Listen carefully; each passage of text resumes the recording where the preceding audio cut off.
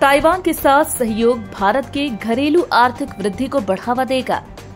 हाल ही के वर्षों में ताइवान और भारत के बीच द्विपक्षीय सहयोग ने न केवल आर्थिक विकास को बढ़ावा दिया है, बल्कि दोनों देशों को निवेश और विकास के लिए आकर्षक गंतव्य बनने में भी मदद की है।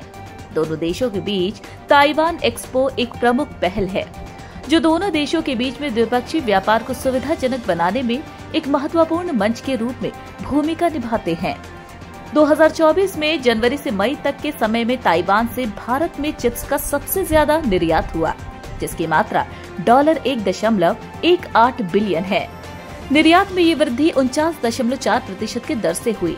इसके साथ ही इस वर्ष ताइवान एक्सपो का बहुप्रतीक्षित 7वां संस्करण ताइवान एक्सपो 2024, जो ताइवान के अंतर्राष्ट्रीय व्यापार प्रशासन, इंटरनेशनल ट्रेड एडमिनिस्ट्रेशन, आर्थिक मामलों का मंत्रालय, ministry of economic affair of TITA और ताइवान बाह्य व्यापार विकास परिषद TAITRA के द्वारा आयोजित किया जाता है। बता दें कि 8 से 10 जुलाई को भारत मंडपम प्रगति मैदान हॉल नंबर 2 में होगा। 5 साल के अंतराल के बाद हो रहे इस बहुप्रतीक्षित आयोजन के द्वारा ताइवान एक्सपो अपनी भव्य वापसी कर रहा है और ताइवानी और भारतीय दोनों हितधारकों का ध्यान आकर्षित कर रहा है। बता दें कि प्री एक्सपो प्रेस कॉन्फ्रेंस में लगभग 50 मीडिया आउटलेट्स के संवाददाताओं ने भाग लिया। इस मौके पर उपस्थित विशिष्ट अतिथियों में federation of Indian chambers of commerce and industry FICCI के पूर्वी एशिया और उत्तरी अमेरिका के निदेशक Gaurav Vats, electronic industries association of India ELCINA के महासचिव राजू गोयल और भारत व्यापार संवर्धन संगठन ITPO के महाप्रबंधक BDD IAS राकेश चंद्र शर्मा शामिल हैं।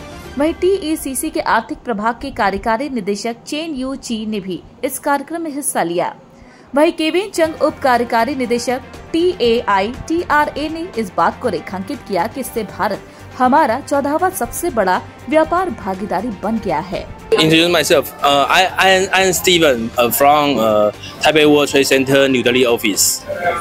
So please tell us something about today's event. Today's event is we rising curtain of our coming exhibition. It's called Taiwan Expo. And this Taiwan Expo, we will have 100 plus Taiwan-based companies come to India, and it will happen on 8 to 10 July. So why did you actually choose Delhi as the venue for this event? Of course, whole NCR has over 30 million population, and it's a capital and a hub, and strong in auto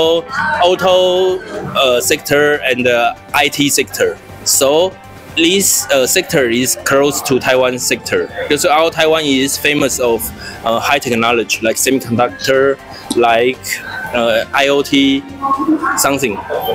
Yeah. Thank you. Thank you.